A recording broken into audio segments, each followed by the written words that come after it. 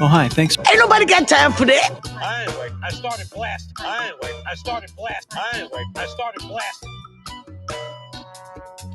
Wow, wow, wow, wow.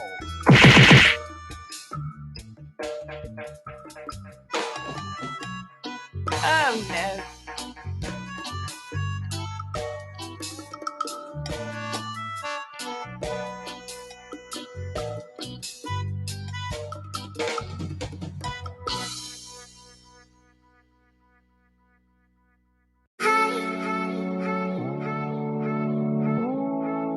Oh, hi, thanks for checking in. Ain't nobody got time for that. Fat, drunk, and stupid is no way to go through life, son.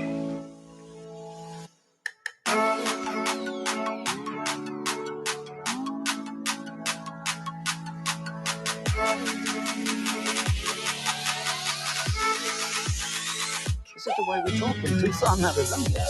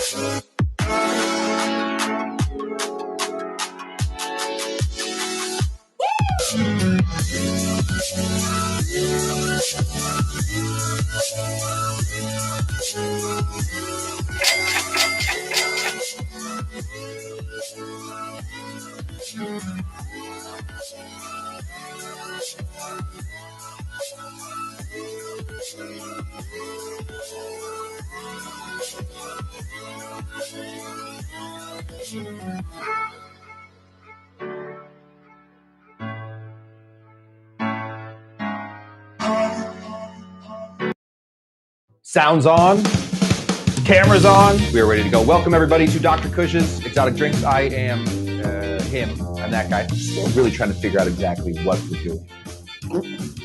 running around making ice.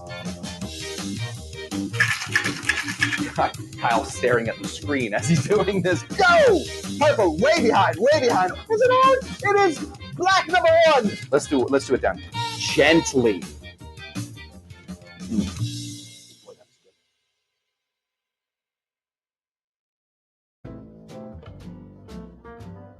Yes, okay. Drinker or stinker today, guys. I am not predicting a drinker. Welcome, everybody, to Dr. Cush's Exotic Drinks. Today, the most controversial television show that has ever been. This is more controversial than if they were to make a human centipede mixed with a Golden Girls remake starring Tila Tequila. Lots going on here. 3 ingredients only, but we can mess those 3 ingredients up. Something special. Give you a quick background on where I found this. I found this in a cocktail book called The New York Bartender's Guide. New York Bartender's Guide. It is the book that I have is a newer publication of a much older guide. It has all kinds of very old cocktails, somewhat nouveau cocktails, but it really stops at about 1998. That's the last time we see a new cocktail in there. You're not going to see the Revolver in there.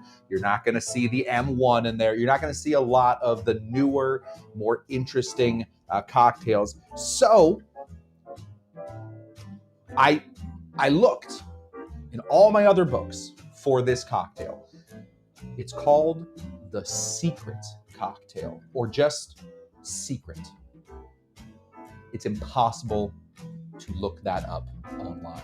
It's like, do you guys know there was a band called The? T-H-E, The, and then the name of the band was The. I dare you to find them on Google. Impossible. Same thing with the Secret Cocktail. I looked everywhere, tried to find anybody else that had replicated this cocktail. It only shows up in one book, The New York Bartender's Guide. So, is this a kind of cheating on this? Yeah, it's kind of cheating because it only does show up in one book. At some point for Drinker or Stinker, I am going to have to go to the mommy blogs and find what the mommies are making for cocktails and see if those are drinkers or stinkers. Because really, the idea of this show was so good. The practicality of it is going to be tough to keep it going because people don't write down their stinkers. If it doesn't work, they don't write it down. And yet, I think I've been doing this for like 10 weeks now. It's a long time to be finding stinkers within there. So that is what we are doing today. We are doing Secret. It is just written down as Secret. I will be normally in Drinker or Stinker. My rule for it is I use the best versions of each liquor, so that these are cocktails are already limping in, right? None of them are winning any grand prize. These cocktails are all the human interest story. The 2 fat guys at the end of the triathlon, they did finish. It took them 4 days and 2 rescue boats. One rescue boat actually caught them on land on their bike, but they did finish. That is the idea of these cocktails. So I don't want to then say, oh, but those guys also, they have to carry a keg on their back. So normally I would find a really nice, expensive scotch. I instead, I did the opposite. I went to Trader Joe's and I did find this scotch. Now this scotch is it's a Hamish and Robertson scotch. For those of you who don't know Hamish and Robertson, they were around for a long time. They don't exist anymore. They were a Glasgow Scotch company, a Highland. So we'll just do my Scotch lesson real quick. We think about my hand as being Scotland. You have the Highlands up here. You have the Lowlands down here. You have Campbelltown right up here. And then right here by my wedding ring, I have Speyside. right? The Spey River. That's where about 80% of difference of most scotches are made. This is going to be right around here off the Spey, but not too far away. It actually is owned now by Williams and Hamish Robertson is now owned by Williams and Grant, who you will know for things like Fiddick. You guys know Glenfiddich. That's their big one. They have a bunch of other smaller scotches that they run through. Keys on the thing doesn't probably look great. So technically, this is made in the same place as Glenfiddich, one of the 3 most popular scotches in the entire world. The other 2 being Livet and Macallan. Popular scotches, when I say popular scotches, I mean single malts. Of course, Johnny Walker is freaking everywhere, but that's a blend. This is not a blend. This is a single malt scotch, which means that it all comes from one distillery. It's all made on the same floor. Basically, a lot of these companies will have a malting floor where they'll take the malt, they'll throw it on the malting floor, they put a bunch of heat underneath it. That heat still, let's go back to my diagram real quick. Up here in the islas, there's a bunch of islands up here. One of them is actually called Isla. Up here, they still use peat to heat up and malt their scotch. Most places do not, but the Islas still do. So if you ever have a Lefroy, the other ones, Lefroy, what can I think of it? Lagavulin, any of those like smoky scotches, they will still be done by peat, which is a type of moss that grows really heavy up in the islands. This is not that. This is a non-peated scotch, so it has no peat. As long as there isn't, there's not a lot of peat. Sorry, am I? Yeah, there will be no math to, well, maybe. I did lose a few viewers when I started doing the whole situation. Either way, I feel like it's important that we know that this is not a bad scotch. This is also a double barrel scotch, which means that they have, it is done in 2 different barrels, and one of those is a rum barrel. So perfect for here. Let's start making this drink. I have thought about it for a while. And I don't know if now I've never made this drink, but if we make it and it is no good off the bat, I don't know if I can fix it, but we're going to try. All right, we're going to try. We're going to be making this one in glass. So go ahead and grab your glass. You want something that looks like this. It does not have to be branded with the Siete Leguas, but it can. Why not? Now, in the New York Bartender's Guide, it does not tell me the exact measurements. It only tells me the parts. So this is a 4-part Scotch and 1 part white creme de menthe. This is I bought this creme de menthe recently for a drink that we made this last week called Mission Downfall. And if you want to see that one, you can go back and watch my Mai Tais, margaritas, Mai Tais, and more. I believe that was the one I was in. So I bought this, and then that opened up an entire. It opened up a pantheon of different stinkers I can now make. But this is the one that I've been wanting to make for a long time. I just want to see what it does. I feel like this has yodel potential. The only other drinker we've ever found in Drinker or Stinker, this has yodel potential. So let's start to make it and see what we got. We want to put in 4 parts, so that's going to be 2 ounces of a single malt scotch. That is my guess on this. If you got a single malt scotch, great. If you don't, find a Johnny Walker Black, maybe a Johnny Walker Red. Don't do a Johnny Walker Blue. For no reason other than very expensive. Go ahead and put 2 ounces in here. There we go. Easy peasy. And 1 part creme de menthe. How much is that? Half an ounce. That's it. Stuff is so rancid. It's so bad. Creme de menthe, whatever dork-faced gimbal miner decided that creme de menthe was what we needed to do. May they be faced with the consequences of their actions every day. Half an ounce. To me, creme de menthe is the most invasive ingredient in any cocktail. I have never once in my life been like, oh, you know what, this needed more? Creme de menthe. Oh, didn't have enough creme de menthe.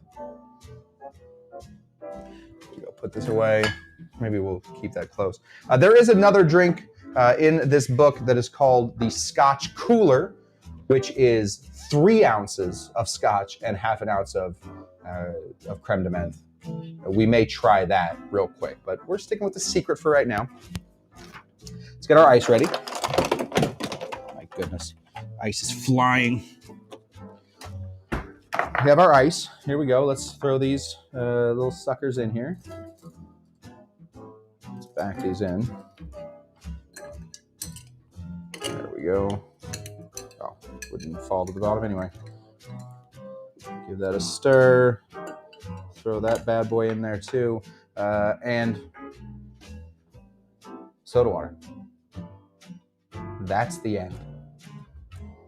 We have Schweppes, the official sponsor of Dr. Cush exotic drinks. Just kidding. Nobody sponsors me. Open that guy up. Yeah, thanks, Kyle. Look at that ice. I send Kyle out to the ice mines all the time to get me more ice. Pour that guy in. I can't imagine this being any good, but here we go. David Holt. We're going to make David Holt tell this story at some point. He once died for Macallan 25.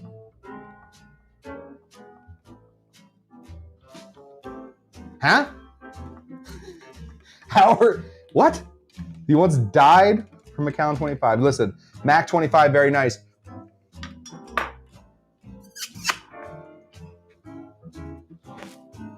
It doesn't call for it, but I'm going to help the drink out a touch. We are putting a lime ribbon in here. We are absolutely lime ribboning this. I don't care whether the drink calls for it or not. It is definitely necessary. I can already tell. Whoa!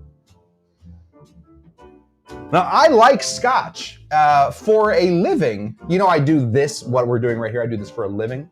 A little bit more formal than normal. I did a great class today with a company called Mattel.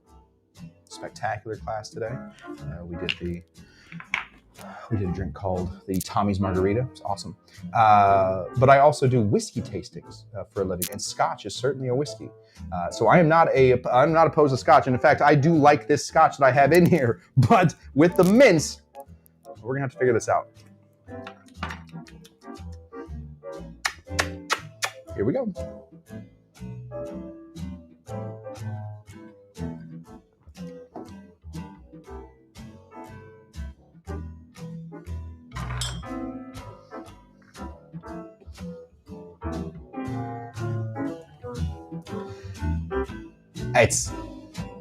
It's exactly what I thought.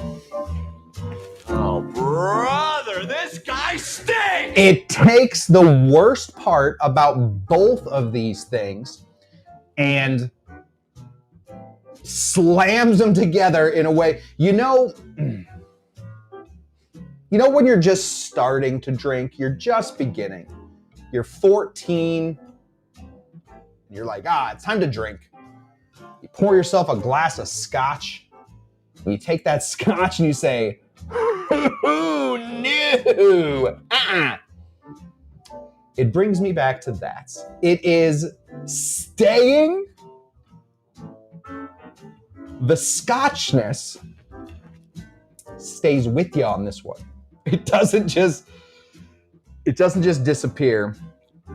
It also brings out all of the sweetness, that sweet toothpastiness.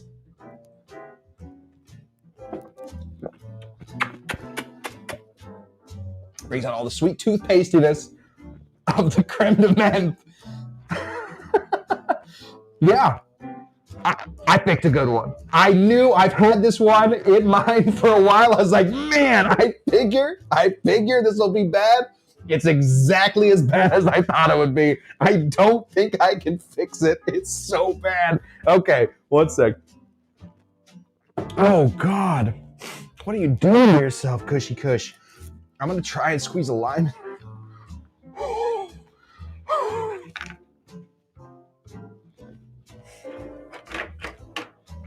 I'm going to try and squeeze a lime in there. Oh, God. This is like a Scotch mojito at this point, but like this is like a Scotch mojito that you might get at like Islands Burgers. You imagine going into Islands Burgers and being like, I'll take the Big Kahuna burger. I want the fries, because you don't serve fries with your burgers. What kind of evil corporation doesn't do that? And I want a Scotch mojito. Along with it, you are getting burger spit. That's a little better. Oh.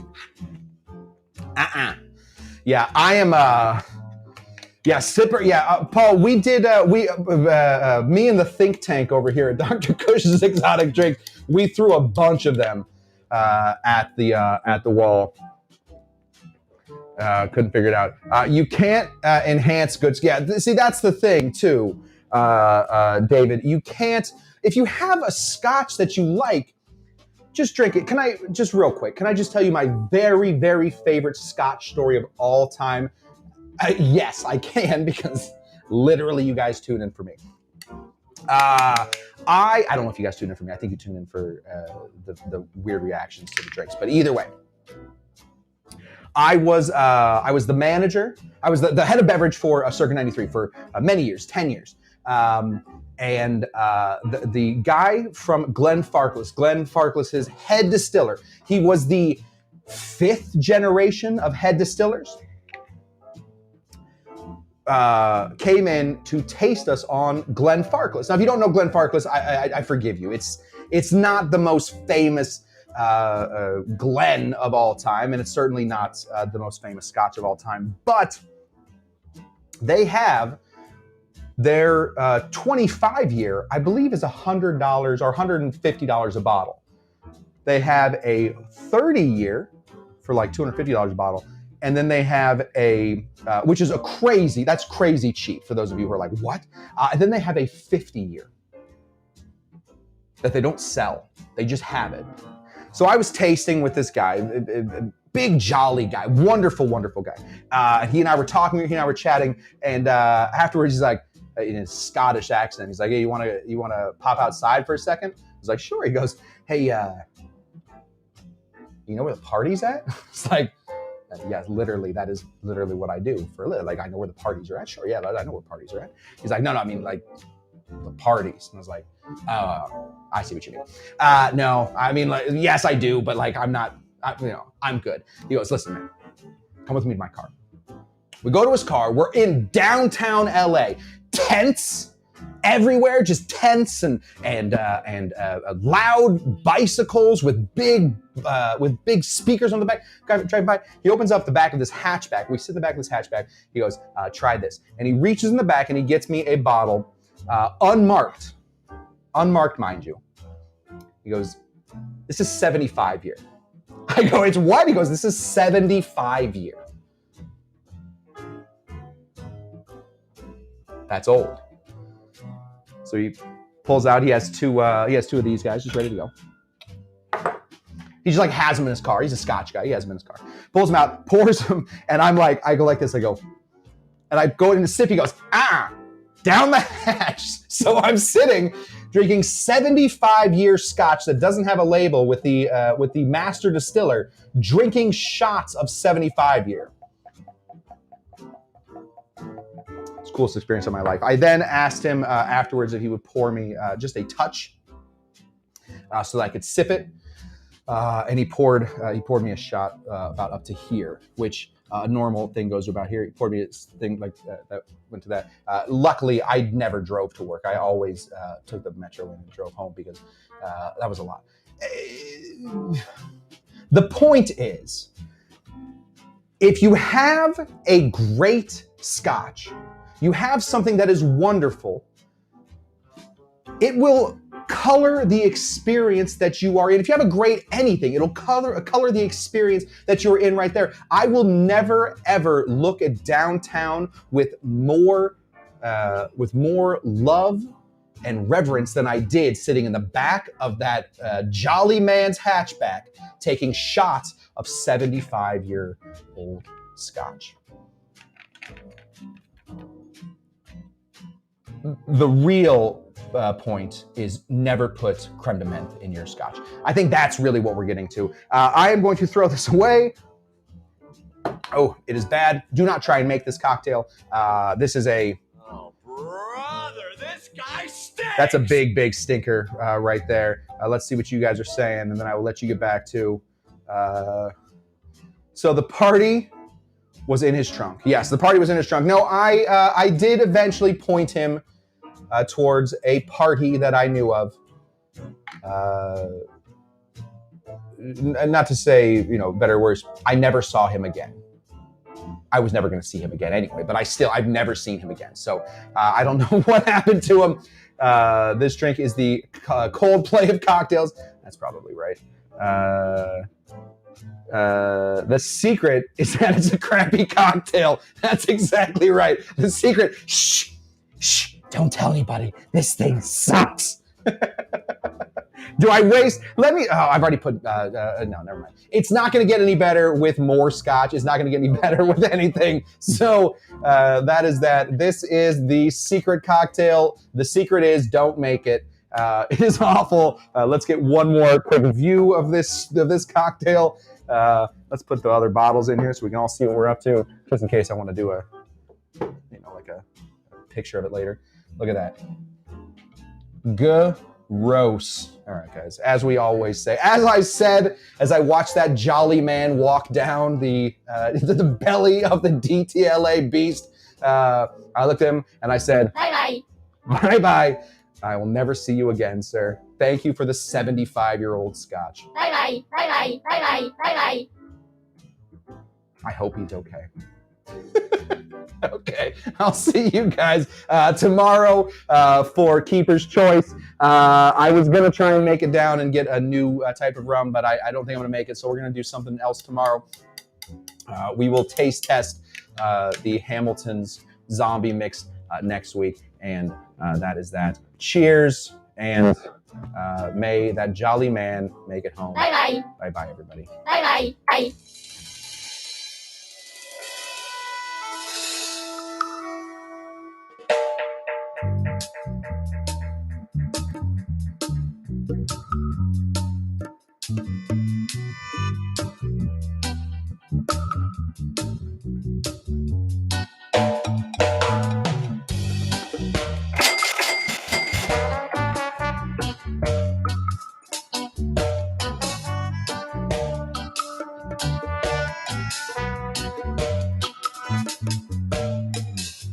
Bye-bye.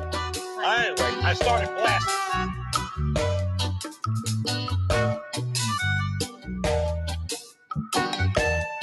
Bye-bye.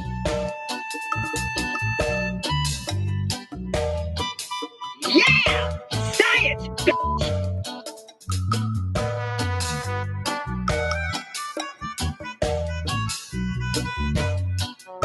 My father gave me a small loan of $1 million. That's all I am. Just a regular human bartender.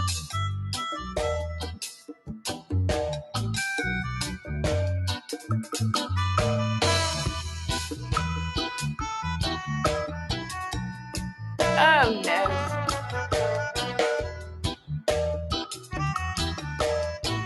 Oh no.